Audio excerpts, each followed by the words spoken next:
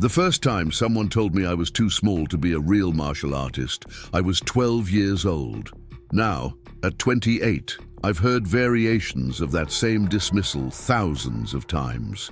My name is Emma Chen, and I'm 5 feet 2 inches of what most people consider an unlikely fighter. But what they don't see when they look at my slight frame and quiet demeanor is 15 years of dedication, discipline, and an unshakable belief that technique conquers size. Before we jump back in, tell us where you're tuning in from, and if this story touches you, make sure you're subscribed, because tomorrow I've saved something extra special for you. I run Dragon's Path Martial Arts Academy in a converted warehouse on the outskirts of Denver, Colorado. It's not the fanciest dojo in the city, but it's mine.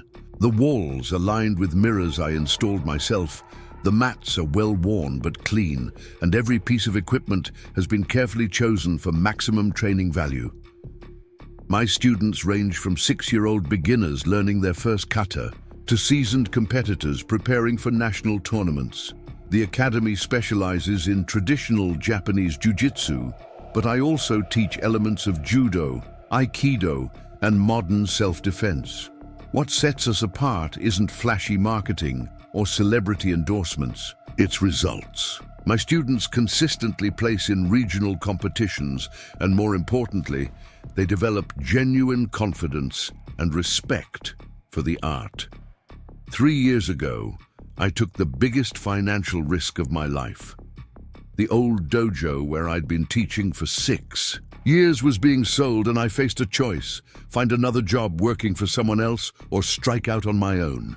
I chose independence, using my life savings and a substantial small business loan to lease the warehouse space and transform it into a proper training facility. The renovation took 4 months of 12-hour days. I painted walls, installed lighting, and laid mats until my hands were raw and my back ached constantly.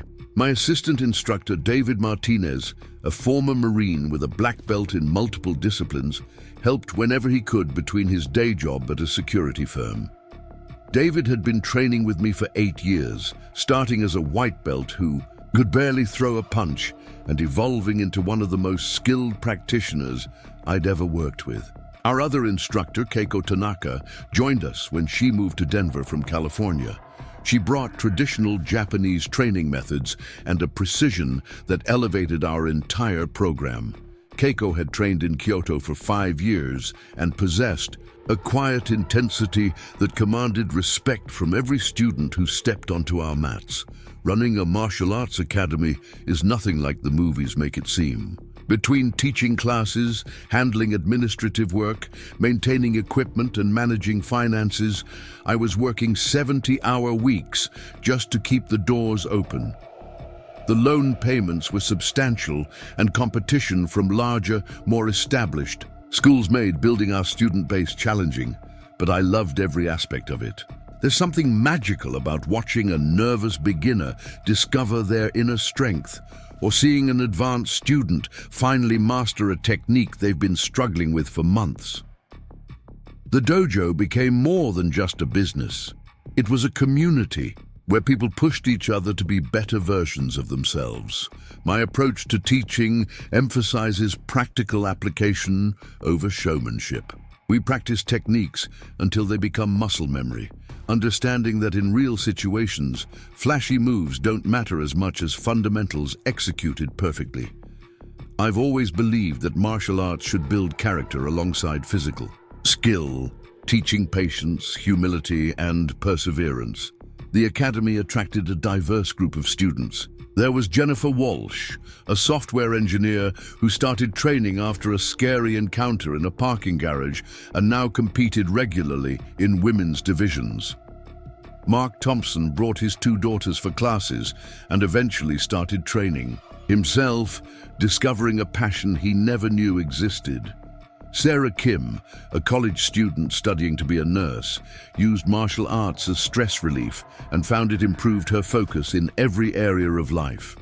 We also worked with local law enforcement, providing specialized training for officers who wanted to improve their defensive tactics. This partnership helped establish our reputation in the community and provided steady supplemental income that helped with those monthly loan payments. One particular Tuesday evening in late September, I was leading an advanced class through complex grappling techniques when the front door opened with more force than necessary. The sound echoed through the warehouse space, causing several students to pause and look toward the entrance. A man in his mid-40s strode in with the kind of confidence that immediately commanded attention. He was tall, probably 6'3", with broad shoulders and the build of someone who'd spent considerable time in the gym. His dark hair was perfectly styled, and he wore expensive athletic wear that looked like it had never seen actual exercise. Everything about his appearance screamed money and status. He surveyed the space with calculating eyes, taking in the modest facilities and diverse group of students with what appeared to be mild amusement. When his gaze settled on me, leading the class in my simple black gi, his expression shifted to something that might have been surprise or possibly disappointment. I called for a brief water break and approached him, noting the way conversations around the dojo had quieted. Students were clearly curious about this imposing figure who'd entered our space with such presence. "Good evening," I said, maintaining the respectful tone I used with all visitors. "I'm Emma Chen, the owner and head instructor. How can I help? You?" His handshake was unnecessarily firm, the kind designed to test or intimidate. "Marcus Sterling," he replied, his voice carrying the authority of someone accustomed to being the most important person in any room. "I need to speak with whoever's in charge here." "That would be me," I said simply, already sensing where this conversation might lead. His eyebrows raised slightly, and he glanced around the dojo again, as if looking for someone else to appear. "You run this place?" The question carried implications that were becoming all too familiar. "I do. I'm the owner, head instructor, and chief operating officer." Preparing and narrating this story took us a lot of time, so if you are enjoying it, subscribe to our channel. It means a lot to us. Now back to the story. "What brings you to Dragon's Path Academy?" Marcus Sterling's smile didn't quite reach his eyes as he explained his situation. He was recently divorced, had moved to Denver for a high-level position with a major financial firm, and wanted to start training in martial arts. He'd heard about our academy through someone at his country club and thought he might give it a try. "I'm particularly interested in practical self-defense," he said, watching my students practice their techniques. "I travel frequently for business, often to areas where personal security can be a concern. I need something effective, not ceremonial." I explained our curriculum, emphasizing how we focused on real-world applications rather than purely traditional forms. Our self-defense program incorporated elements from multiple disciplines, teaching students to adapt techniques based on specific situations and their own physical capabilities. "That sounds promising," Marcus said, though his tone suggested he was still evaluating whether our academy met his standards.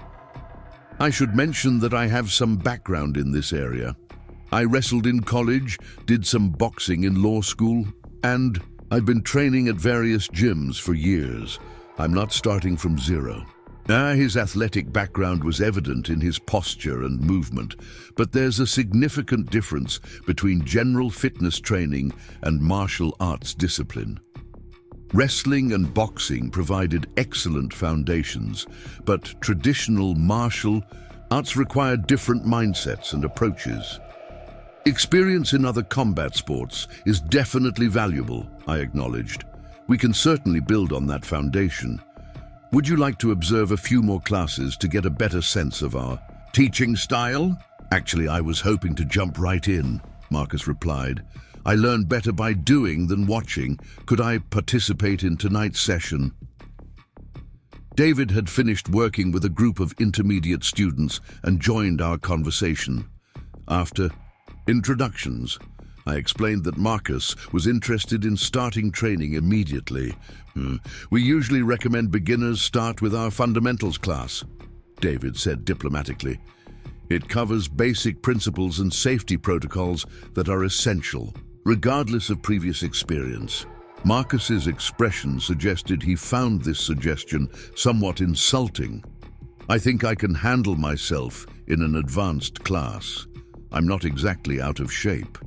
Physical fitness and martial arts skill were related but distinct qualities, and jumping into advanced techniques without proper foundation could be dangerous for everyone involved. However, Marcus seemed determined to prove his capabilities immediately. Tell you what, I offered, trying to find a middle ground. Why don't you work with me directly for the remainder of tonight's class? We can assess your current skill level and determine the best way to integrate you into our program. This seemed to satisfy his desire for immediate action while maintaining safety for my other students. I asked Keiko to continue leading the group through their exercises while I worked with Marcus on basic techniques. What became apparent within the first few minutes was that Marcus possessed significant physical strength and natural athleticism, but his understanding of martial arts principles was limited.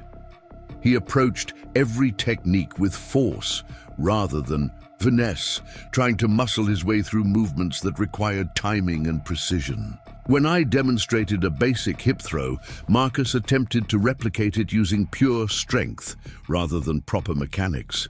The technique failed completely, and his obvious frustration was immediate. "This doesn't seem very practical," he said, breathing harder than the relatively simple exercise should have required. "In a real fight, you'd use whatever advantage you have."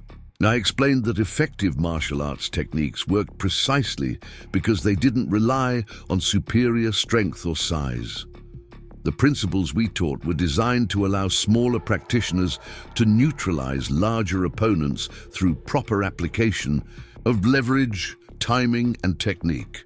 "That's all theoretical," Marcus countered. "In reality, the bigger, stronger person usually wins." Rather than argue the point verbally, I suggested a simple demonstration. I asked him to grab my wrist as firmly as possible and try to prevent me from escaping. Marcus gripped my wrist with considerable force, confident that his size and strength advantage made escape impossible. Using a basic technique that every white belt learned within their first month, I freed my wrist effortlessly and had Marcus off balance before he realized what had happened. The movement was so smooth and quick that several students stopped their own practice to watch. Marcus looked genuinely surprised, but quickly dismissed what had occurred. "That was clever, but it wouldn't work if I was really trying to hold you." This attitude wasn't uncommon among new students, particularly those with backgrounds in other physical activities. Many people struggled to accept that technique could overcome strength, especially when their ego was invested in their physical capabilities. I spent the remainder of the class working with Marcus on fundamental concepts, but his resistance to instruction was evident. He questioned every principle, dismissed techniques as impractical, and consistently tried to force movements rather than execute them properly. When class ended, Marcus approached me with a proposition that immediately raised red flags.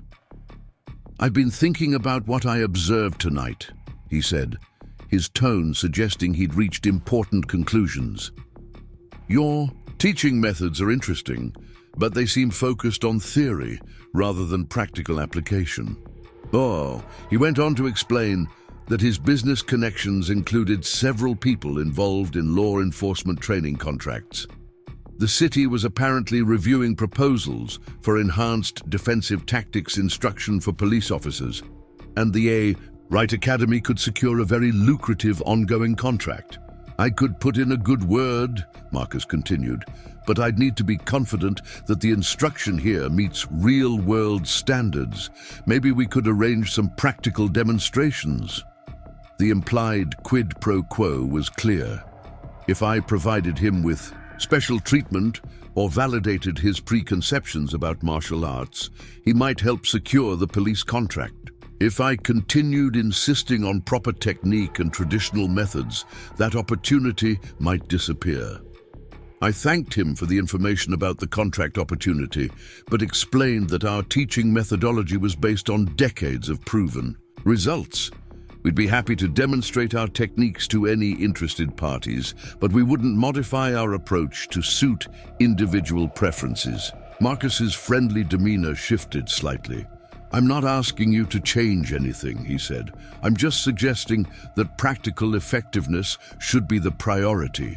Some of these traditional techniques might work in controlled environments, but real confrontations are different." His criticism stung because it touched on insecurities I dealt with throughout my martial arts journey. People constantly questioned whether techniques developed centuries ago remained relevant in modern contexts. The truth was that fundamental principles of physics, leverage, and human anatomy hadn't changed, but convincing skeptics required patience and demonstration.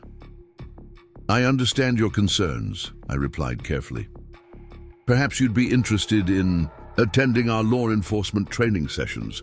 You could see how these techniques work in realistic scenarios." "That might be interesting," Marcus said, though his tone suggested he was still evaluating whether our academy deserved his time and potential influence. "I'll think about it." After he left, David and Keiko both expressed concerns about Marcus's attitude and the contract opportunity he'd mentioned.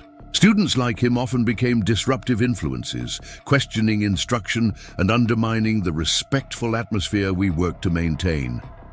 "He seems like trouble," David said bluntly. "The type who thinks martial arts should conform to his expectations rather than the other way around." Keiko was more diplomatic, but equally concerned. "His energy feels confrontational rather than curious. That can be dangerous in a training environment." I shared their concerns but wanted to give Marcus a fair chance. Some students started with resistant attitudes but became dedicated practitioners once they understood the depth and effectiveness of traditional techniques. Perhaps he just needed time to adjust his expectations. The following week, Marcus returned for our intermediate class, having apparently decided that our academy was worth his continued attention. He'd purchased his own GI, though it was obviously expensive and looked like it had never been worn before arriving at the dojo. This time he seemed more focused on observing other students rather than participating actively. He watched our more advanced practitioners with calculating interest, occasionally making comments that suggested he was evaluating their skill levels. When we practiced partner exercises, Marcus was paired with Tom Rodriguez, a brown belt who'd been training with us for 4 years. Tom was an excellent practitioner with patience for working with students of all levels, but Marcus's approach made their partnership challenging. Instead of following the prescribed techniques, Marcus kept trying to improvise, turning practice sessions into unofficial competitions. When Tom successfully executed a throw, Marcus would immediately demand to know how it worked and then attempt to counter it through strength rather than proper technique. "You got lucky that time," Marcus would say after being thrown, "or that wouldn't work if I saw it coming." His comments were beginning to affect the atmosphere of the entire class. During a break, I spoke with Marcus privately about training, protocols, and the importance of practicing techniques as taught rather than constantly modifying them. Martial arts learning required repetition of basic movements until they became instinctive, and that process was undermined when students tried to reinvent techniques before mastering them. "I understand the theory," Marcus said, "but I learn differently than most people. I need to understand why something works and how it might fail before I can really accept it." His learning style wasn't unusual, but his approach was disruptive to other students and potentially dangerous. Martial arts techniques were designed to be practiced in specific ways that minimized injury risk. while building proper muscle memory. I suggested that Marcus might benefit from private lessons where we could address his questions and concerns without affecting group classes. This would allow him to challenge techniques and explore applications at his own pace while maintaining the focused learning environment other students needed. Marcus seemed intrigued by this suggestion, particularly when I mentioned that private lessons would allow us to work on scenarios specifically relevant to his business travel and personal security concerns. "That might be exactly what I need," he said. "Group classes are fine for beginners, but I need training that addresses real-world situations I might actually encounter." We scheduled his first private lesson for the following Thursday evening, after regular classes had ended. I planned to focus on practical self-defense techniques while gradually introducing the traditional principles that made those techniques effective. The private lesson began promisingly. Marcus seemed more receptive to instruction when he wasn't performing in front of other students, and I was able to address his questions about technique applications more thoroughly. We worked on situational awareness, basic escape techniques, and defensive positioning. Marcus's athletic background served him well for the physical aspects, though he still struggled with the mental components that required patience and timing rather than aggression. Midway through the lesson, Marcus brought up the police training contract again. "I've been talking to some people about your academy," he said during a water break. "There's definitely interest in exploring new training options." He went on to explain that the current contractor's methods were considered outdated by some officers, and there was growing interest in more dynamic, practical approaches to defensive tactics training. "The key," Marcus continued, "is demonstrating that your techniques work against real resistance from larger, stronger opponents. Police officers need to know they can rely on what they're taught when facing genuine threats."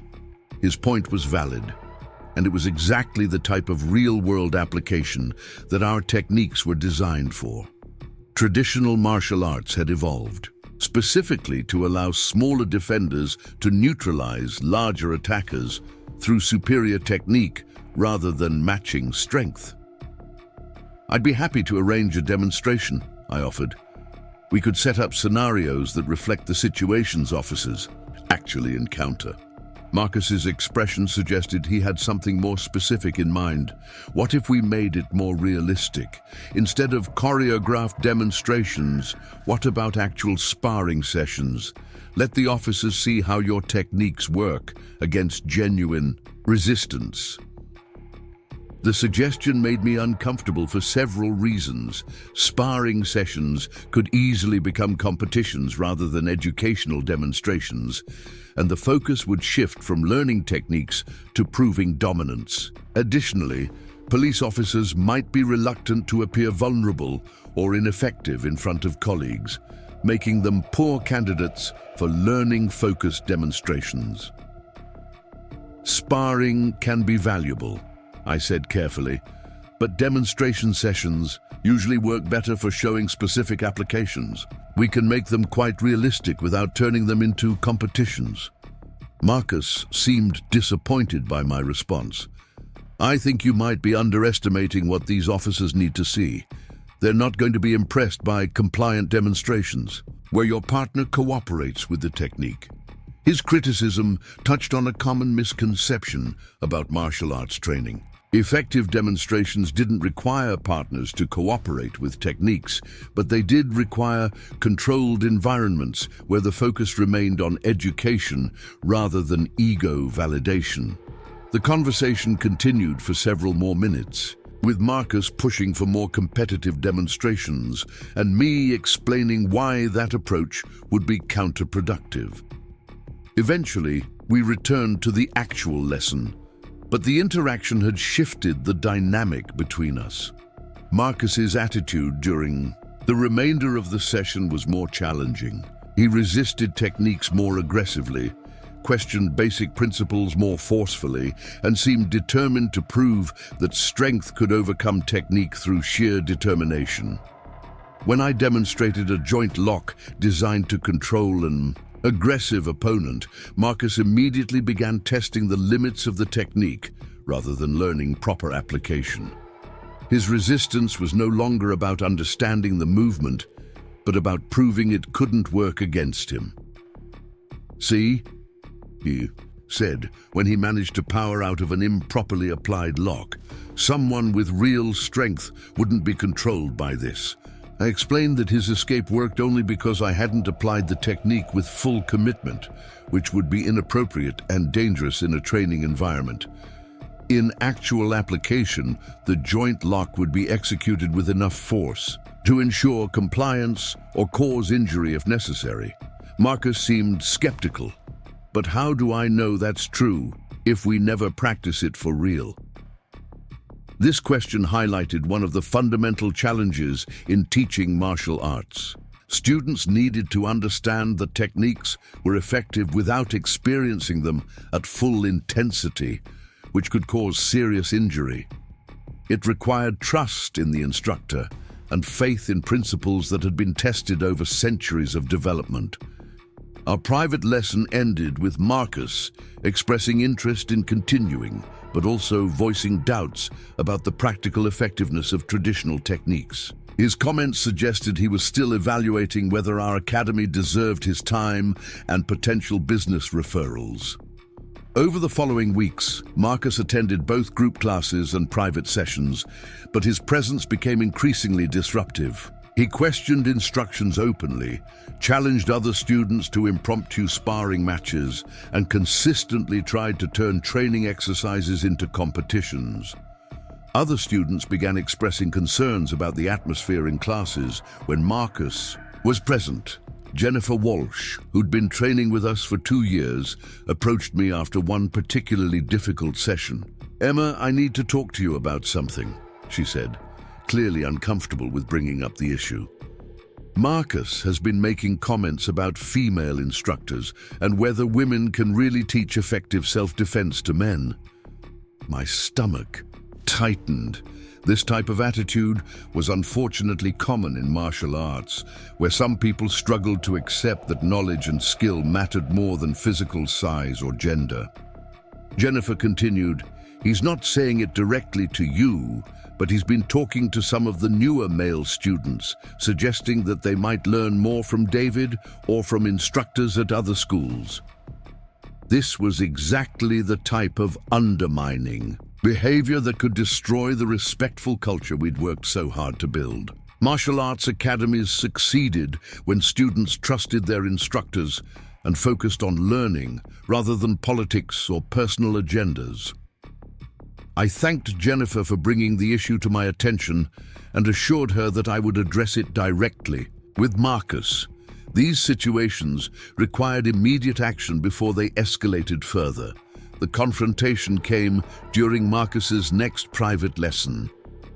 I decided to address his comments and attitude directly rather than allowing the situation to continue deteriorating. "Marcus, I've received some concerning feedback about comments you've made regarding female instructors and the effectiveness of our training methods," I began, keeping my voice calm but firm. His response was immediate and defensive. "I never said anything inappropriate about women. I just think students should have realistic expectations about self-defense training." When I pressed for specifics about what he meant by realistic expectations, Marcus's true feelings became clear. He believed that martial arts instruction from smaller practitioners, particularly women, couldn't prepare students for confrontations with larger, more aggressive opponents. "It's just biology," he said, as if this explained everything. "In real situations, size and strength matter more than theory. Students need to understand that." I explained that his attitude was not only incorrect, but potentially dangerous for students who might need to defend themselves in real situations. The techniques we taught were specifically designed to work regardless of size disparities, and that effectiveness had been proven countless times in real-world applications. Marcus remained unconvinced. But how do we really know that without testing it properly, All this controlled training doesn't prove anything about real-world effectiveness. His insistence on testing techniques was becoming a recurring theme, and I suspected it was motivated more by ego than genuine curiosity about martial arts effectiveness. If you're genuinely interested in seeing practical applications, I said, I can arrange for you to observe some of our law enforcement training sessions. You'll see these techniques used in realistic scenarios by professional officers. Observation isn't the same as participation, Marcus replied. I need to experience something firsthand before I can believe it works. The conversation was heading toward a confrontation that I'd been hoping to avoid, but Marcus's attitude left me with limited options. His presence was affecting other students. His comments were undermining the academy's reputation, and his constant challenges were disrupting the learning environment. Marcus, I said finally, I think we need to discuss whether this academy is the right fit for your training goals. Our methods are based on traditional principles that have been proven effective over centuries. If you're not comfortable with that approach, perhaps a different style or school would better meet your needs. His reaction was immediate and intense. Are you kicking me out because I ask questions? Because I don't just accept everything without proof? I assured him that questioning and understanding were important parts of learning, but that there was a difference between genuine curiosity and disruptive skepticism.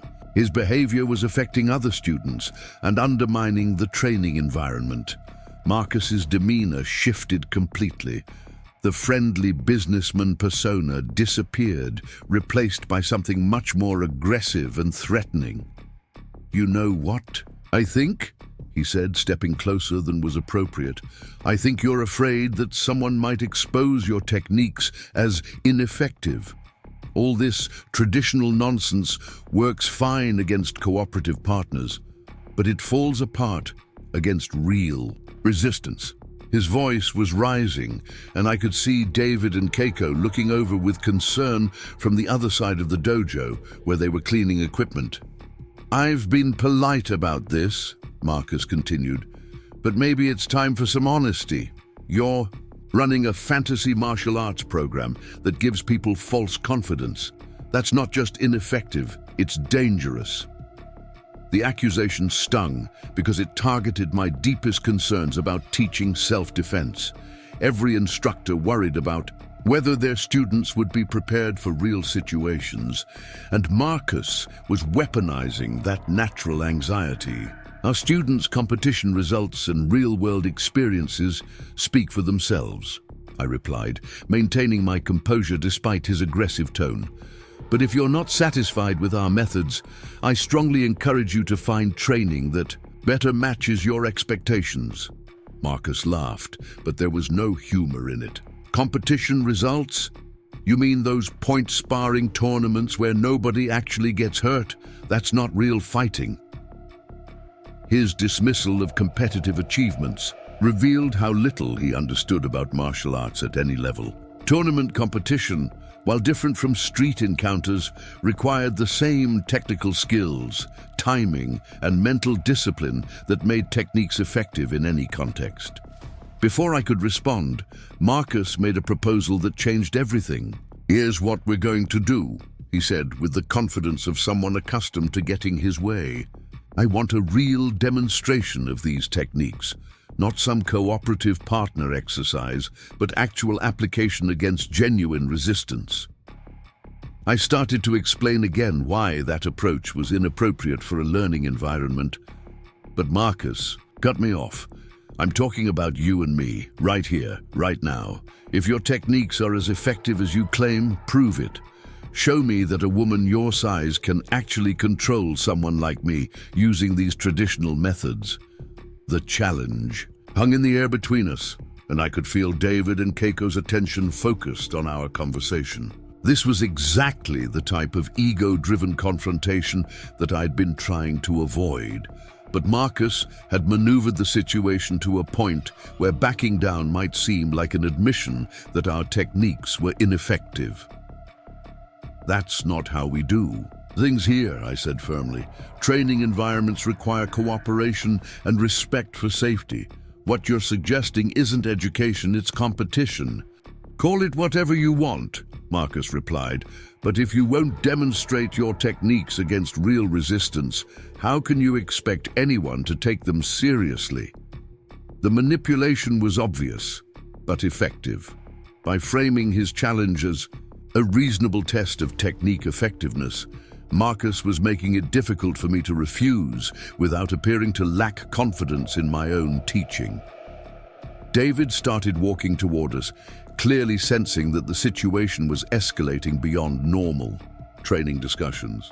His presence might diffuse the immediate tension, but it could also reinforce Marcus's implications that I needed male protection or support.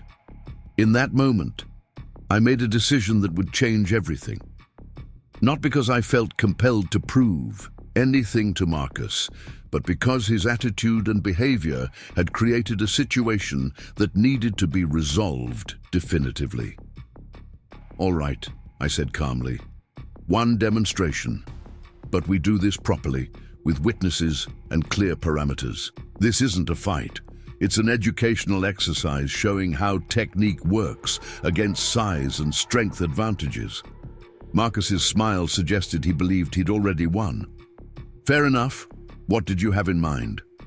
I explained that we would demonstrate basic control techniques, with Marcus providing genuine but controlled resistance. The goal would be to show how proper applications could neutralize strength advantages without causing injury. And when it doesn't work? Marcus asked with obvious confidence.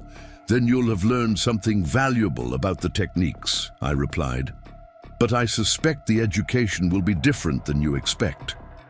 David and Keiko joined us as I explained what was about to happen.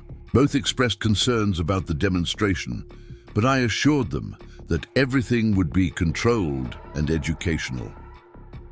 We moved to the center of the mat, with David and Keiko positioned to observe and intervene if necessary. I explained to Marcus that he should provide genuine resistance, but stop immediately if he felt any discomfort or if I called for a halt. Don't worry about me, Marcus said, stretching his shoulders in preparation. I can handle whatever you've got. His confidence was absolute, built on a lifetime of size and strength advantages that had probably never failed him in physical confrontations. What he didn't understand was that those same advantages were about to become liabilities when used against someone who truly understood how to apply traditional martial arts principles. I asked Marcus to grab my wrist with both hands and prevent me from escaping. The same exercise we'd done during his first visit, but with him providing maximum effort instead of casual resistance. Marcus gripped my wrist with considerable force, his large hands easily encircling it completely. His grip was so tight that circulation was immediately restricted, and his confident smile suggested he believed escape was impossible. What happened next took less than 3 seconds, but those seconds contained 15 years of training, thousands of hours of practice, and the accumulated wisdom of generations of martial artists who had faced exactly this type of challenge. Using a combination of techniques that Marcus had dismissed as theoretical, I not only freed my wrist, but controlled his entire body through a series of movements so smooth and integrated that they appeared to be a single, flowing motion. The technique began with a subtle shift in my stance that Marcus didn't notice, but which positioned my body for maximum leverage. A small circular motion freed my wrist while simultaneously trapping his hands in a position where his strength worked against him rather than for him. Before Marcus could adjust his grip or change his approach, I'd stepped into a position that compromised his balance while maintaining complete control over his upper body. A gentle but precisely applied pressure point caused his hands to open. Reflexively and a basic joint manipulation guided him smoothly to the ground. The entire sequence was executed with minimal force and maximum efficiency. Marcus found himself face down on the mat with his arm controlled in a position that made resistance impossible, all accomplished through technique rather than strength. The silence in the dojo was complete. David and Keiko watched with expressions of satisfaction mixed with concern about how Marcus would react to such a definitive demonstration of his misconceptions. Marcus himself seemed stunned. His confident assumptions about size and strength advantages had been not just challenged, but completely invalidated in a matter of seconds. The techniques he dismissed as theoretical had worked exactly as advertised. Against his maximum resistance, I released the control hold and stepped back, offering Marcus a hand up from the mat. His face was flushed, whether from embarrassment, anger, or physical exertion wasn't immediately clear. "How did you do that?" he asked, his voice containing none of the aggressive confidence that had characterized our entire relationship. I explained the principles behind the techniques he'd just experienced, breaking down how leverage, timing, and proper body mechanics had overcome his strength and size advantages. The demonstration had shown exactly what traditional martial arts were designed to accomplish. For a moment, I thought the experience might have genuinely educated Marcus about the effectiveness of our methods. His questions seemed focused on understanding rather than challenging, and his attitude appeared to have shifted from skepticism to curiosity. But as he processed what had happened, his expression gradually changed from surprise to something darker. The demonstration that should have resolved his doubts had instead created a different problem entirely. "That was impressive," Marcus said slowly, "but it only worked because I wasn't expecting it. In a real situation, I'd be ready for something like that." The dismissal was predictable but disappointing. Rather than accepting that his assumptions had been wrong, Marcus was already constructing explanations that preserved his worldview while minimizing what he'd just experienced. I offered to repeat the demonstration, this time with Marcus fully prepared and expecting the techniques. Traditional martial arts principles didn't depend on surprise for effectiveness, and proper applications worked regardless of an opponent's awareness or preparation. Marcus's response revealed how the demonstration had affected him psychologically. Being controlled so easily by someone he'd considered physically inferior had damaged his self-image in ways that were becoming increasingly apparent. "I don't think that's necessary," he said, his tone carrying undertones of anger and humiliation. "I've seen enough for tonight." As Marcus gathered his things to leave, his final comments made it clear that the demonstration had resolved nothing and potentially created new problems. "You know, Emma, you're obviously skilled at what you do," he said with false courtesy. "But I'm not sure this traditional approach is what modern students really need. Maybe it's time for some fresh perspectives in martial arts education." The implied threat was subtle but unmistakable. Marcus was suggesting that he might use his business connections and community influence to undermine our academy's reputation and credibility. After he left, David and Keiko both expressed satisfaction with how the demonstration had gone, but concern about Marcus's reaction and potential for retaliation. "He's not going to let this go," David said bluntly. "That guy's ego can't handle being shown up by someone he considers inferior." Keiko agreed, adding that Marcus's final comments suggested he might try to damage our reputation rather than simply finding training elsewhere. I hoped they were wrong, but experience had taught me that people like Marcus rarely responded well to having their assumptions challenged so definitively. The demonstration that should have ended our problems might have just created bigger ones. My instincts about Marcus proved correct within days of our confrontation. The first sign of trouble came through an unexpected phone call on Friday morning from Lisa Rodriguez, the mother of one of our youngest students. "Emma, I'm really sorry to bother you with this," Lisa began, her voice carrying obvious discomfort. but I wanted you to know that someone has been asking questions about your academy around town." She explained that a well-dressed man had approached her at the grocery store, introducing himself as someone considering martial arts training for his own children. He'd asked detailed questions about our teaching methods, safety protocols, and whether she felt confident in the instruction her son Miguel was receiving. "At first it seemed like normal parent concerns," Lisa continued, "but then he started asking about whether traditional techniques were really effective for children and whether I'd ever seen any injuries during training. The whole conversation felt strange." The description of the man matched Marcus perfectly, and his line of questioning suggested he was gathering information to use against us, rather than genuinely considering enrollment for imaginary children. I thanked Lisa for the warning and asked her to let me know if anyone else approached her with similar questions. After hanging up, I called David and Keiko to warn them about what might be developing. "He's building a case," David said immediately. "This is how people attack businesses they can't compete with directly. Plant doubts, raise safety concerns, and create problems where none existed before." Keiko's assessment was more measured, but equally concerning.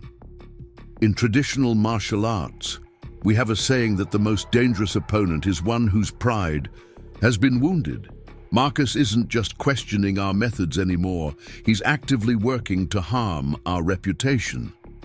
That afternoon brought confirmation of their concerns. Tom Rodriguez, our brown belt who'd partnered with Marcus during several classes, stopped by the dojo looking troubled. "Emma, I need to tell you about something weird that happened at work today," Tom said, settling into one of the chairs in a small office area. "A guy came by the construction site asking about martial arts schools in the area. He claimed to be doing research for some kind of community safety initiative. Tom worked for a mid-sized construction company where several employees had children in various local activities. The man's questions had focused specifically on Dragon's Path Academy, asking whether Tom felt the training was appropriate for real-world situations and whether he'd recommend our methods to others. The whole thing felt like a setup," Tom continued.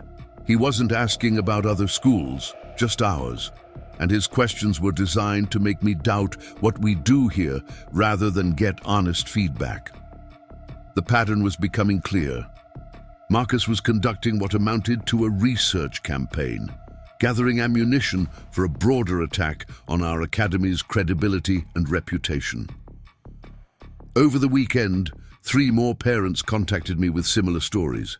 Each had been approached by a concerned citizen asking pointed questions about our teaching methods, safety record, and effectiveness of traditional martial arts for modern self-defense needs. Most disturbing was the call from Janet Peterson, whose teenage daughter Ashley had been training with us for 18 months and had developed remarkable confidence and skill. "The man who talked to me seemed to know quite a bit about your academy. Already," Janet explained, "he asked specifically about whether Ashley had ever been hurt during training, whether the techniques she was learning would work against larger attackers, and whether I thought traditional martial arts were appropriate for young women." The targeting of our female students and their families revealed the particularly insidious nature of Marcus's campaign. He was exploiting societal doubts about women's physical capabilities and using them to undermine confidence in our teaching. Monday morning brought escalation. I arrived at the dojo to find a message on our answering machine from someone identifying himself as a reporter from the Denver Community Tribune, requesting an interview about concerns that had been raised regarding traditional martial arts training and student safety. The Denver Community Tribune was a small local publication that focused primarily on community events and local business features. A negative article in their pages wouldn't reach a huge audience, but it would be exactly the type of coverage that could damage our reputation within the local community where most of our students lived. I called the reporter back immediately, hoping to address whatever concerns had been raised before they developed into a damaging story. The conversation that followed revealed the sophistication of Marcus's campaign. We've received information suggesting that some local martial arts schools may be teaching techniques that could give students false confidence in dangerous situations. The reporter, Brad Williams, explained, "There are also questions about whether traditional methods are appropriate for modern self-defense needs." When I asked about the source of these concerns, Brad mentioned that a concerned community member had provided detailed information about questionable teaching practices and safety issues at several local academies. While he wouldn't identify the source, the specific nature of the concerns made it clear that Marcus had provided extensive documentation to support his claims. "I want to be fair to all parties involved," Brad continued, "so I'd like to give you an opportunity to respond to some specific allegations that have been made. The allegations were crafted with calculated precision. Our academy was accused of teaching outdated techniques that wouldn't work against determined attackers, of giving students unrealistic confidence in their defensive abilities, and of prioritizing traditional ceremony over practical effectiveness. Each accusation contained enough truth to sound plausible while being fundamentally misleading. Traditional martial arts did emphasize ceremony and ritual, but these elements supported rather than replaced practical training. Our techniques were centuries old, but they remained effective because they were based on unchanging principles of physics and human anatomy." I spent nearly an hour on the phone with Brad, explaining our teaching philosophy, safety protocols, and the proven effectiveness of traditional techniques. I offered to arrange a visit to our academy so he could observe our classes and speak with students and parents directly. "That would be helpful," Brad agreed. "But I should mention that my source has offered to provide expert commentary on traditional martial arts effectiveness. He apparently has extensive background in combat sports and security consulting." The expert commentary would undoubtedly come from Marcus, positioning himself as an objective authority while systematically dismantling our credibility.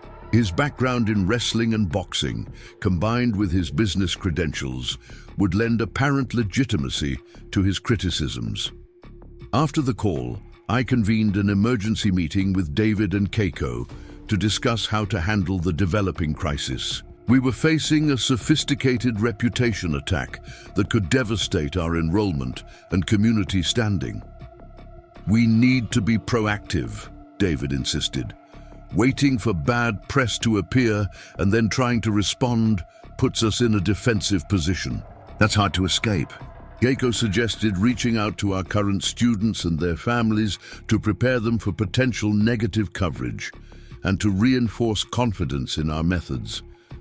Our community is our strongest defense. If families trust what we do outside, criticism becomes less relevant.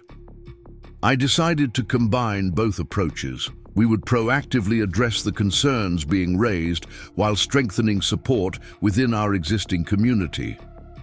That evening, I drafted a detailed letter to all current student families explaining the situation without specifically mentioning Marcus. The letter outlined our teaching philosophy, safety record, and commitment to practical effectiveness while acknowledging that traditional martial arts weren't for everyone. Some people prefer more modern approaches to self-defense training, I wrote, and there are excellent schools in our area that provide those alternatives. We respect different teaching philosophies while remaining committed to the traditional methods that have served our students well. The letter also invited families to schedule meetings if they had any concerns about our training methods or their children's progress. Transparency and open communication would be our best defense against whisper campaigns and planted doubts. Tuesday brought the first direct impact on our enrollment. Sandra Kim called to cancel her daughter's upcoming trial lesson, explaining that she'd heard concerns about traditional martial arts safety and effectiveness. "I'm sure you run a fine school," Sandra said apologetically, "but with everything I've been hearing, I think we'll look into more modern self-defense programs instead." When I asked about the specific concerns she'd heard, Sandra mentioned conversations with other parents who'd been questioning whether traditional techniques were appropriate for children, particularly girls who might face larger, stronger attackers in real situations. The targeting of female students and their families continued throughout the week. 3 more trial lesson cancellations followed Sandra's, each citing similar concerns about traditional techniques and real-world effectiveness. More troubling were the subtle changes in behavior among some current students. Parents who had previously been enthusiastic supporters began asking pointed questions about technique applications and safety protocols. The confidence and trust we'd built over years was being systematically undermined through carefully planted doubts. Thursday evening brought a development that revealed the true scope of Marcus's campaign. Officer Patricia Reynolds, one of the police officers who attended our law enforcement training sessions, called with disturbing news. "Emma, I wanted to give you a heads up about something," Patricia began. "There's been talk around the department about the martial arts training we've been receiving. Some people are questioning whether traditional techniques are appropriate for law enforcement applications." She explained that someone with claimed expertise in security consulting had contacted department leadership, offering to review current training programs and suggest improvements. The consultant had specifically criticized traditional martial arts as being too theoretical and ceremonial for police work. "The worst part," Patricia continued, "is that he seems to know details about our training sessions with you. He's quoted specific techniques and questioned their effectiveness in ways that suggest he's been getting information from somewhere." The revelation that Marcus had inside knowledge of our police training sessions meant that someone was feeding him information either intentionally or inadvertently. The breach of trust was almost as damaging as the direct attacks on our methods. Friday's mail brought the most serious escalation yet. A formal letter from the Colorado Department of Regulatory Agencies informed us that a complaint had been filed regarding our business practices and teaching methods. The complaint alleged that Dragon's Path Academy was engaging in deceptive marketing by claiming that traditional martial arts techniques were effective for modern self-defense applications. It further suggested that we were putting students at risk by giving them false confidence in dangerous situations. While the complaint would likely be dismissed after investigation, the formal inquiry would require substantial time and resources to address. More importantly, the existence of an official complaint would become public record, providing Marcus with additional ammunition for his reputation campaign. The letter requested detailed documentation of our teaching methods, safety protocols, student injury records, and marketing materials. We had until the following Friday to provide a comprehensive response, including signed statements from students and parents regarding their training experiences. That evening, I sat in my office after everyone had gone home, staring at the complaint letter and wondering how the situation had deteriorated so quickly. A month ago, we'd been a thriving academy with a strong reputation and growing enrollment. Now we were fighting for our survival against accusations designed to destroy everything we'd built. The most frustrating aspect was the sophistication of Marcus's attack. He wasn't making obviously false claims that could be easily disproven. Instead, he was exploiting legitimate debates within the martial arts community about traditional versus modern approaches, using those philosophical differences as weapons against our specific school. Traditional martial arts did face genuine questions about modern relevance and effectiveness.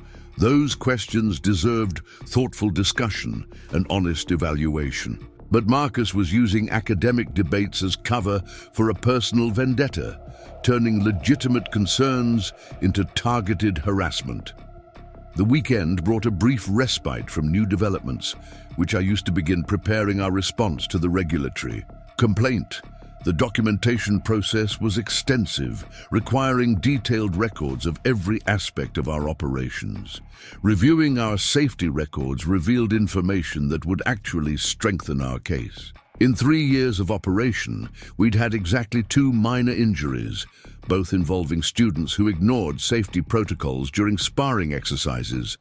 Our injury rate was significantly lower than typical sports programs and far below industry averages. For martial arts schools, student testimonials painted a clear picture of positive experiences and practical benefits. Parents consistently reported improvements in their children's confidence, discipline, and physical fitness. Adult students described feeling more secure and prepared for potential confrontations. Most compelling were the real-world applications. We had documented cases of students successfully using our techniques in actual defensive situations, including 2 incidents where women had escaped attempted assaults using skills learned in our classes. Monday morning brought both encouraging and discouraging developments. Several student families had reached out over the weekend to express continued support and confidence in our academy. But we also learned that the Denver Community Tribune article was scheduled for publication later that week. Brad Williams called to fact-check details for his article, and his questions revealed how thoroughly Marcus had prepared his case. The reporter had been provided with detailed critiques of specific techniques, comparisons to modern self-defense methods, and expert opinions on traditional martial arts limitations. "I want to be fair to your perspective," Brad assured me, "but I have to address the concerns that have been raised. Some of them seem quite serious." The concerns focused on 3 main areas: the effectiveness of traditional techniques against modern threats, the appropriateness of traditional training for women and children, and the potential liability issues of teaching centuries-old methods in contemporary contexts. Each concern was legitimate enough to warrant discussion while being presented in ways that made our academy appear questionable or potentially dangerous. The sophistication of the framing suggested that Marcus had researched martial arts criticism extensively before launching his campaign. Tuesday brought the most personal attack yet. Ashley Peterson, our talented teenage student, arrived at class visibly upset and immediately approached me privately. "Someone came to my school today asking questions about martial arts training," Ashley explained, her voice shaking with anger rather than fear. He told my guidance counselor that he was concerned about students who might have unrealistic confidence about their ability to defend themselves. The guidance counselor had called Ashley out of class to discuss her martial arts training and whether she understood the limitations of what she was learning. The conversation had been embarrassing and confusing, leaving Ashley to defend our academy's methods to a school official who knew nothing about martial arts. "The worst part," Ashley continued, "was that he seemed to know personal things about me. He mentioned that I was small for my age and asked whether I really thought traditional techniques would work if someone much larger attacked me." The targeting of a minor student crossed lines that even I hadn't expected Marcus to breach. Using a teenager's school environment to plant doubts about her training was manipulative and potentially harmful to her developing confidence and self-image. I immediately called Ashley's mother to inform her about the incident and to discuss how to address it with the school. Janet Peterson was furious about the intrusion into her daughter's educational environment and promised to speak with school administrators about inappropriate outside interference. That evening, David, Keiko, and I held another strategy session to address the escalating campaign against our academy. The attacks were becoming more frequent and more personal, suggesting that Marcus was either growing desperate or preparing for a final assault on our reputation. "We need to go on offense," David argued. "Responding to each attack individually makes us look defensive and weak." We need to expose what's really happening here. Keiko agreed, but advocated for a more measured approach. In traditional martial arts, we learn that the strongest defense often looks like yielding. Perhaps we should document everything and prepare for the right moment to respond comprehensively. I was torn between both approaches. Every instinct told me to fight back aggressively, but that might play into Marcus's hands by making us appear combative or unstable. Yet continuing to absorb attacks was damaging our reputation and morale. Wednesday's developments forced a decision. The Denver Community Tribune article appeared online in the morning, presenting a devastating critique of traditional martial arts training disguised as balanced journalism. The article began with reasonable questions about martial arts effectiveness and modern applicability before focusing specifically on concerns about local schools. While Dragon's Path Academy wasn't mentioned by name, the descriptions of questionable practices clearly pointed to our methods and philosophy. Marcus was quoted extensively as an expert in combat sports and security consulting, lending apparent credibility to his criticisms. His comments were measured and professional, making them seem like objective analysis rather than personal attacks. Traditional martial arts have their place in cultural preservation and character development, Marcus was quoted as saying. But when schools market these techniques as practical self-defense training, they may be creating dangerous illusions about personal safety.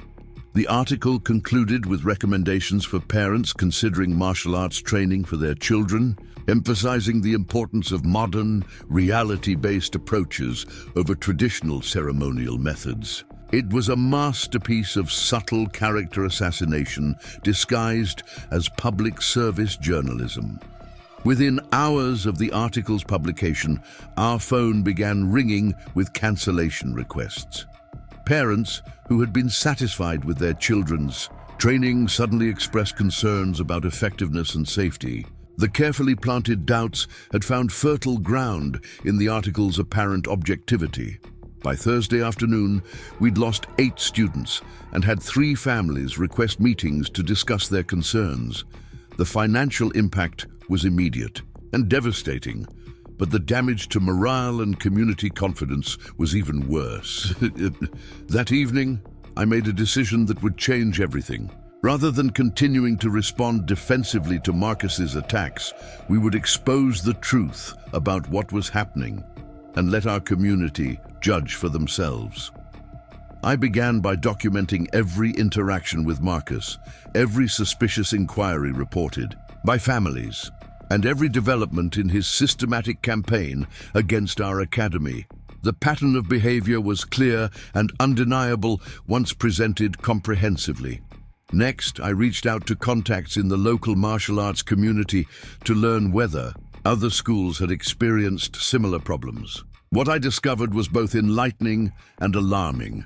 Master Chen Wu, who ran a traditional kung fu school across town, had dealt with remarkably similar issues 6 months earlier. A man matching Marcus's description had enrolled in classes, questioned traditional methods aggressively, and then launched a systematic campaign of reputation attacks when asked to leave. He destroyed my enrollment for 3 months, Master Wu explained during our phone conversation. The attacks were so sophisticated that I nearly closed the school. It was like he had a playbook for undermining traditional martial arts academies. Sensei Williams, who taught karate on the north side of Denver, had experienced identical problems with the same individual. The pattern was consistent. Enrollment, aggressive challenges to traditional methods, dramatic confrontation followed. By systematic reputation attacks involving fake concerns, planted doubts, and expert criticism.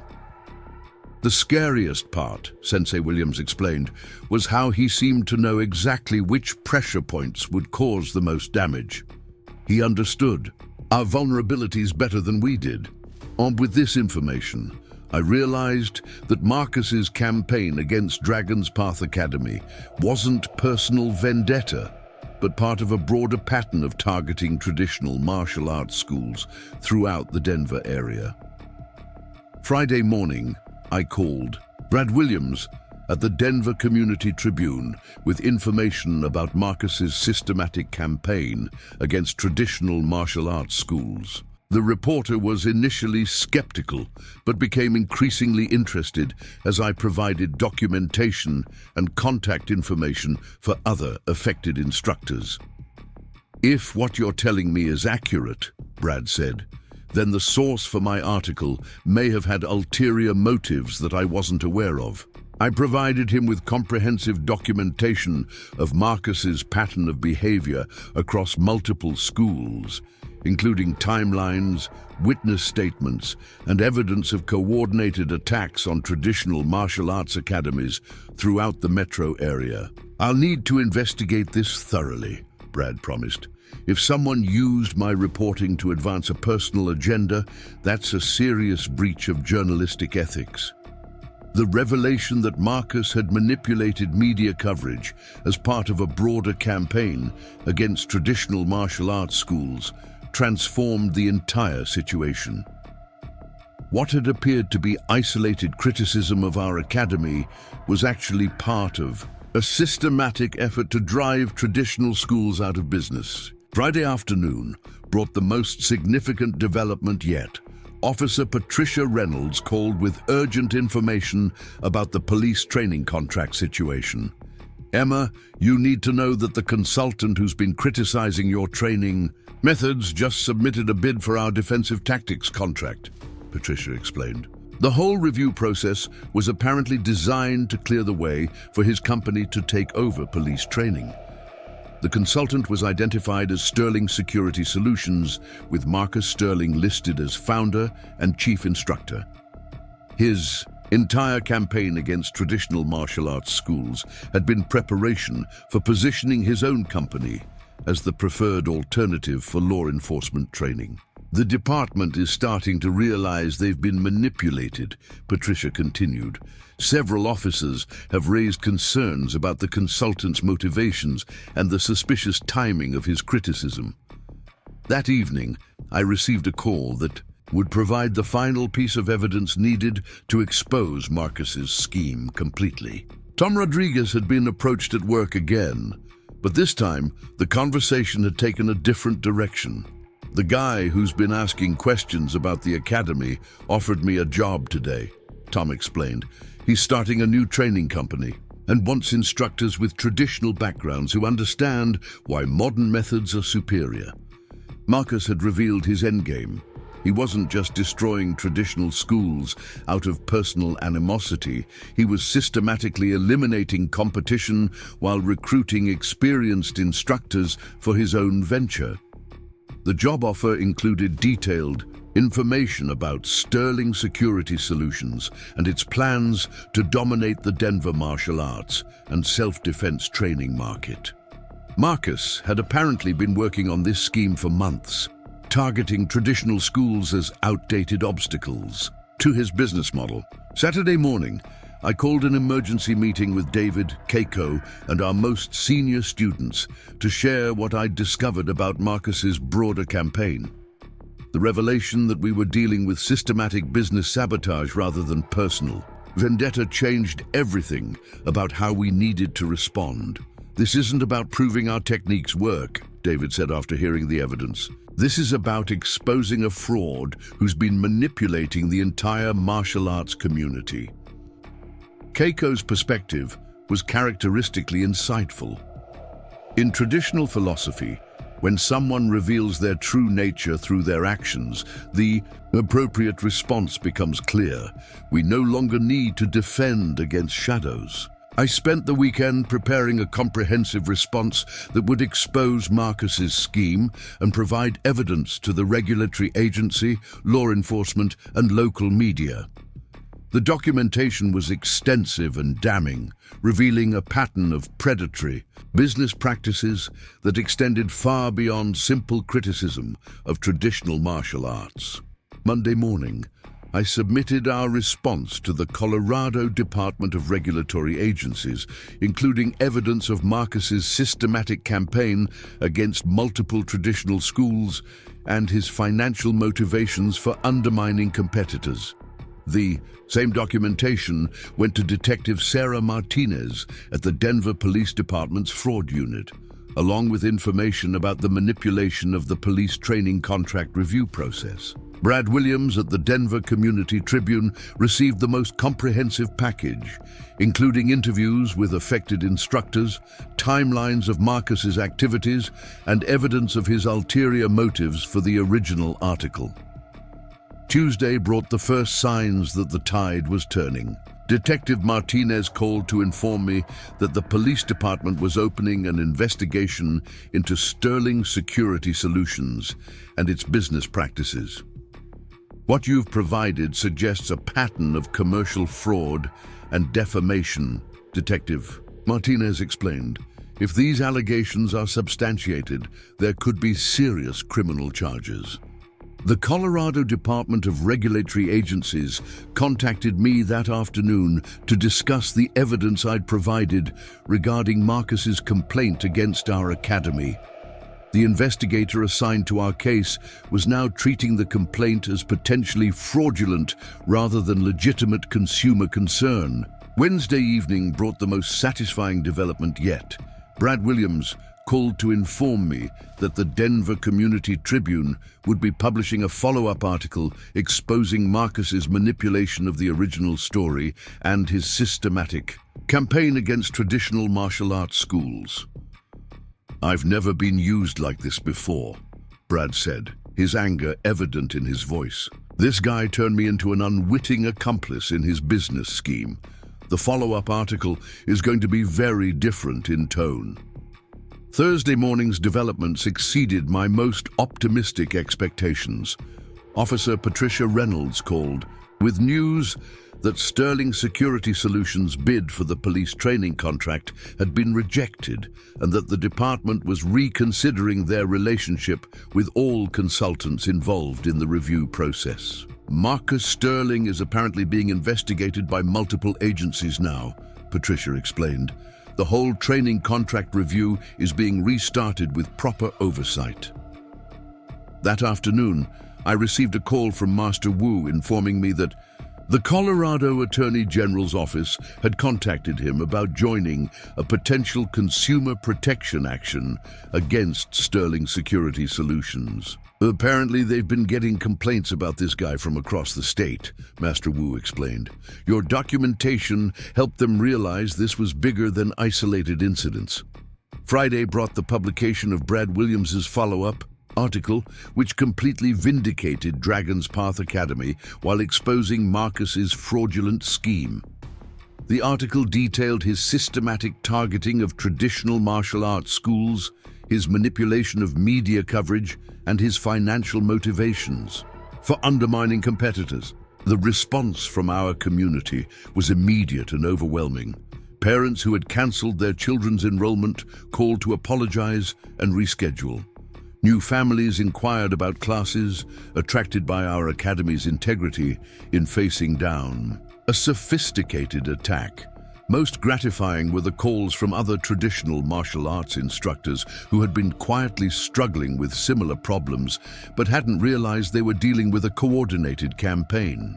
The following week brought news that Marcus Sterling had left Denver abruptly, apparently aware that multiple investigations were closing in on his activities.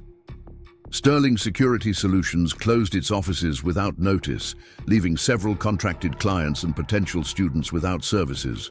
Detective Martinez informed me that warrants had been issued for Marcus's arrest on charges of fraud, defamation, and conspiracy to interfere with lawful business activities. The investigation had revealed that his scheme extended to traditional martial arts schools in 3 other states. A month later, Dragon's Path Academy had not only recovered from Marcus's attacks, but had grown beyond our previous enrollment levels. The publicity surrounding our successful defense against systematic fraud had actually strengthened our reputation and community standing. The Denver Police Department awarded us a new training contract that was larger and more comprehensive than the original opportunity Marcus had dangled as bait. Our proven integrity under pressure had demonstrated exactly the qualities law enforcement needed in their training partners. Most importantly, the traditional martial arts community in Denver had united against the threat posed by predatory business practices. Schools that had previously competed for students now collaborated on safety standards and mutual support, creating a stronger foundation for everyone. The regulatory complaint that had threatened to destroy our academy was dismissed with a formal apology from the Colorado Department of Regulatory Agencies. Our response documentation had been so thorough that it became a model for other businesses facing similar attacks. 6 months after Marcus Sterling's campaign began, I received a call from the FBI's white-collar crime unit informing me that Marcus had been arrested in Phoenix while attempting to establish Sterling Security Solutions. Under a different name, the federal charges included mail fraud, wire fraud, and conspiracy to interfere with interstate commerce. Evidence from his Denver activities had helped prosecutors build a comprehensive case about his national scheme to defraud traditional martial arts schools and their communities. At Marcus's sentencing hearing, which I attended via video conference, the judge noted that his crimes had gone beyond simple business fraud to attack the cultural and educational foundations of traditional martial arts instruction. The defendants' actions threaten not just individual businesses, the judge observed, but an entire tradition of teaching that has served communities for generations.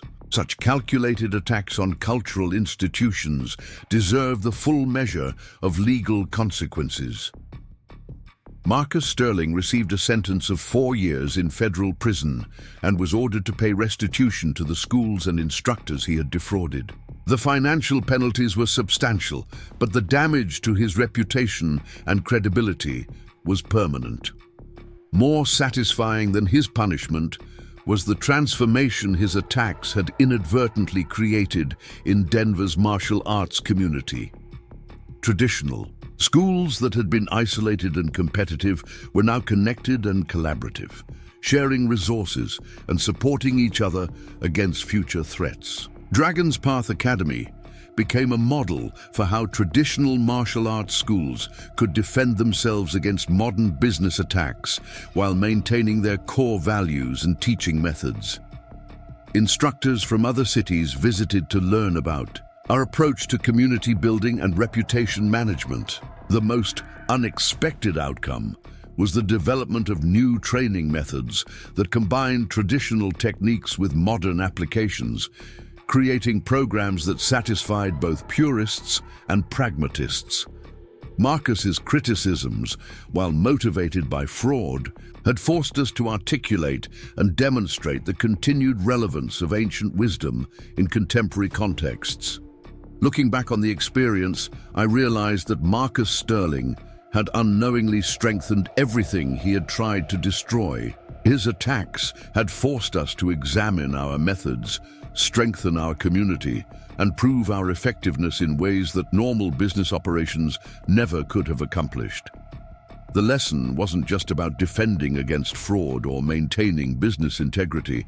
It was about the enduring power of authentic dedication to meaningful work, and how that authenticity ultimately prevails against even the most sophisticated attempts at manipulation and destruction. The phone call that changed everything came on a Wednesday morning, 3 weeks after I'd submitted evidence to multiple agencies. Detective Martinez's voice carried an excitement that immediately captured my attention. "Emma, we got him," she announced without preamble.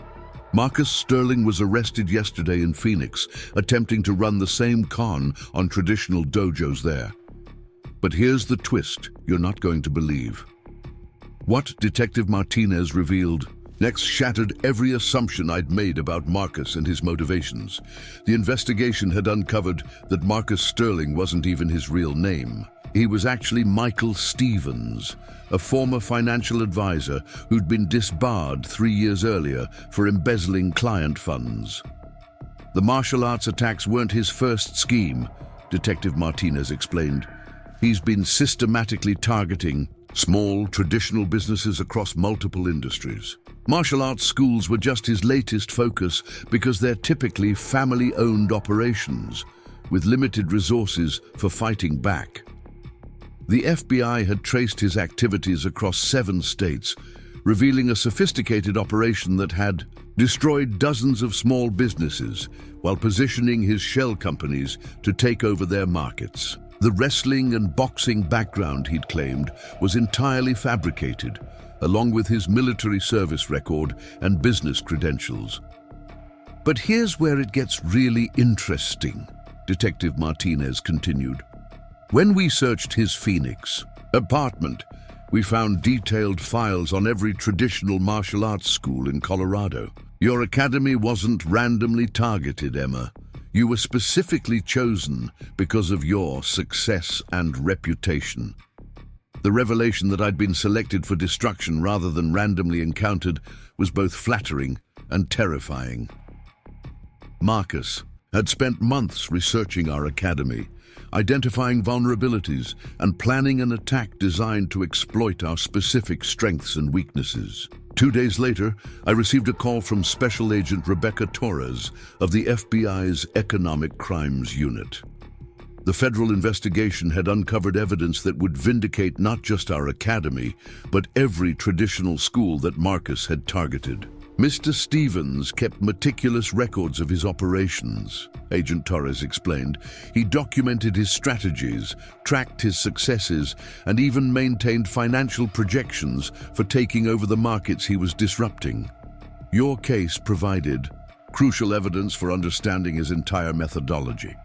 The FBI's investigation revealed that Marcus had been operating under multiple identities, creating fake credentials and business histories to establish credibility in different markets. His approach was so sophisticated that he'd successfully deceived law enforcement agencies, regulatory bodies, and experienced business owners across the country. The good news, Agent Torres continued, is that his documentation included admission of fraudulent activities and intentional defamation. This case is going to result in significant criminal penalties and civil restitution for everyone he harmed. That afternoon brought a call from Brad Williams at the Denver Community Tribune. The newspaper was preparing a major investigative series about Marcus's multi-state fraud operation, and they wanted Dragon's Path Academy to be featured as the school that helped expose his scheme. Your documentation and the evidence you provided law enforcement cracked this case wide open, Brad explained. Without your systematic approach to fighting back, this guy might have continued destroying businesses for years.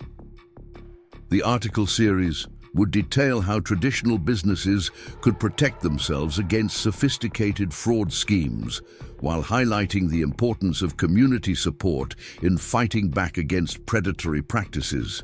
A week later, the Denver Police Department called a special meeting to address the Sterling Security Solutions contract fraud. Commander Lisa Washington personally apologized for the department's role in legitimizing Marcus's attacks on local martial arts schools. We were completely deceived by Mr. Stevens' credentials and expertise claims, Commander Washington admitted. Our review process failed to properly verify his background, and that failure nearly resulted in awarding a significant contract to a criminal enterprise. The police department announced new procedures for contractor vetting and invited Dragon's Path Academy to participate in developing improved evaluation criteria for defensive tactics training. Our experience with Marcus had provided valuable insights into recognizing and preventing similar manipulation attempts.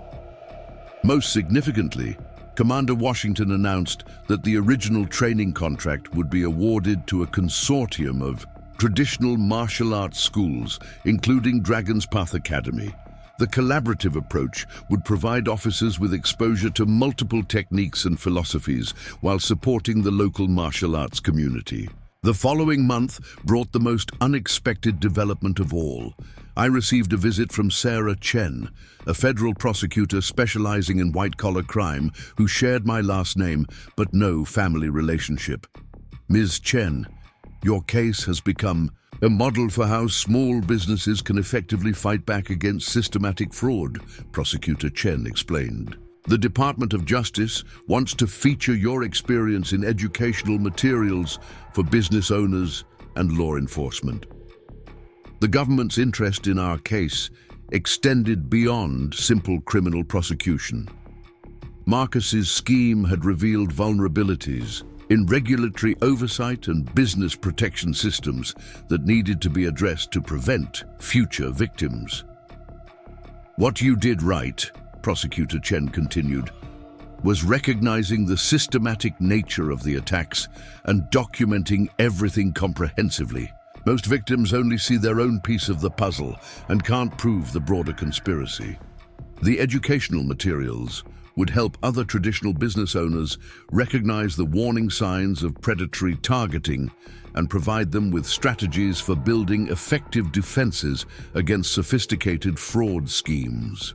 3 months after Marcus's arrest, Dragon's Path Academy hosted a special ceremony honoring the community members who had supported us through the crisis. Students, parents, law enforcement officers, and fellow martial arts instructors gathered to celebrate not just our survival, but our growth through adversity. Master Wu delivered a speech that captured the essence of what we'd learned through the experience. Traditional martial arts teach us that the strongest techniques often appear soft and yielding, he said. Emma's response to this attack demonstrated those principles perfectly.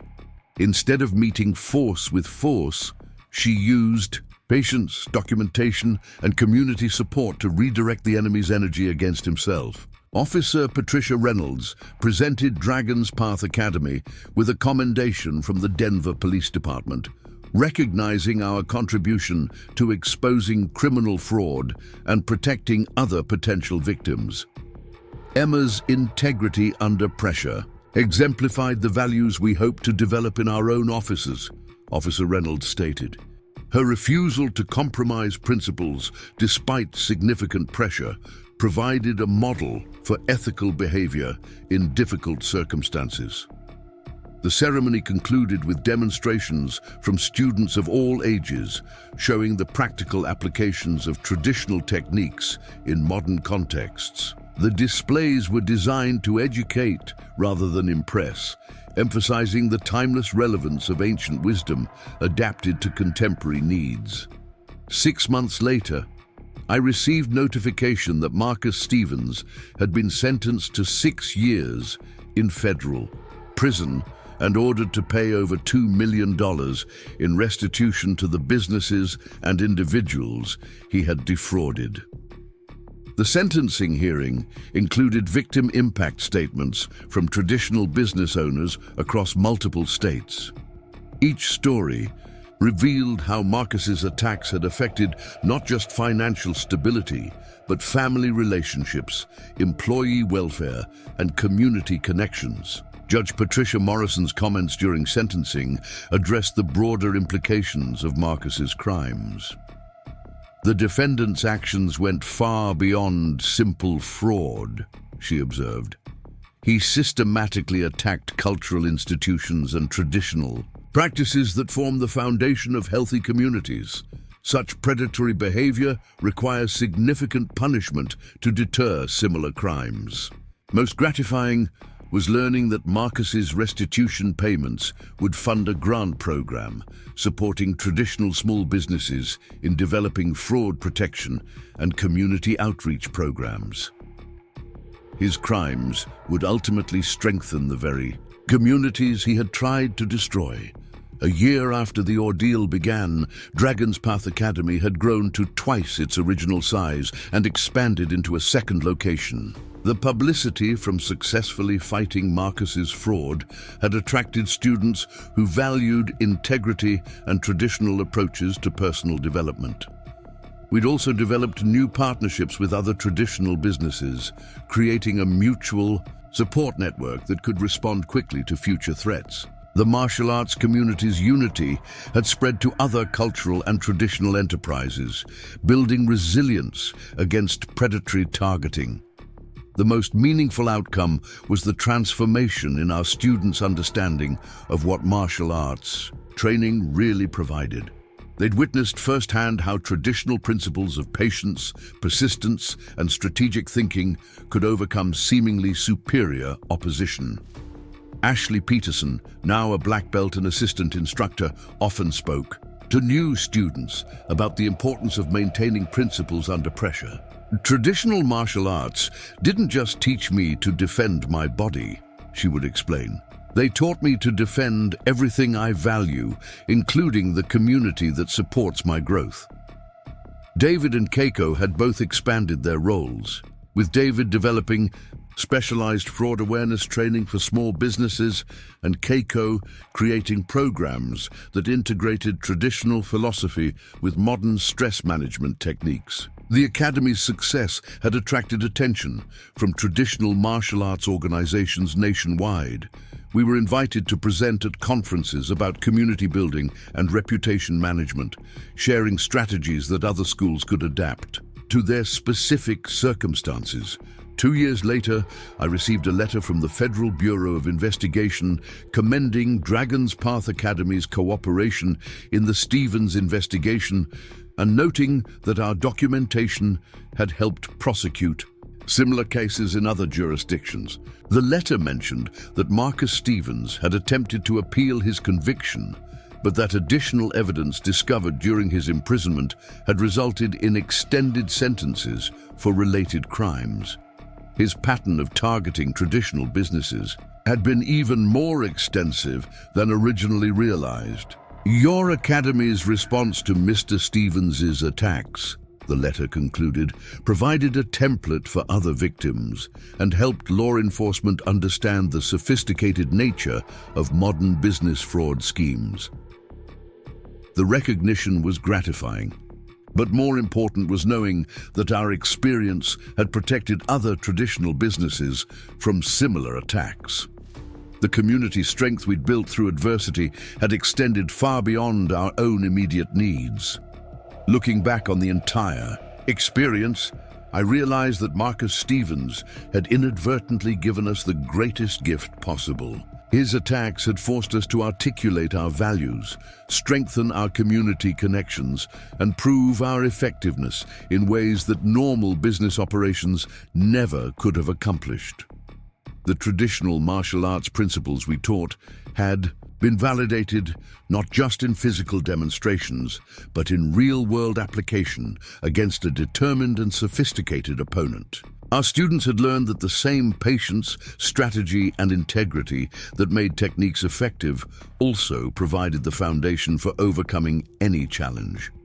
Dragon's Path Academy had become more than just a martial arts school. We were now a community center where traditional values met modern challenges, where ancient wisdom provided practical solutions, and where integrity under pressure was both taught and demonstrated. The lesson wasn't just about defending against fraud or maintaining business principles. It was about the enduring power of authentic commitment to meaningful work and how that authenticity ultimately prevails against even the most sophisticated attempts at destruction. Marcus Stevens had tried to exploit what he saw as weaknesses in traditional approaches, but those apparent vulnerabilities had actually been our greatest strengths. The patience he mistook for passivity, the community focus he dismissed as sentimentality, and the principled responses he expected to overcome had combined to create an unbreakable defense. In traditional martial arts, we teach that the ultimate victory is achieved without fighting. By staying true to our principles and letting Marcus's own actions expose his true nature, we had achieved exactly that kind of victory. His attacks had strengthened everything he tried to destroy and created lasting protection for the entire traditional business community. Up next, you've got two more standout stories right on your screen. If this one hit the mark, you won't want to pass these up. Just click and check them out.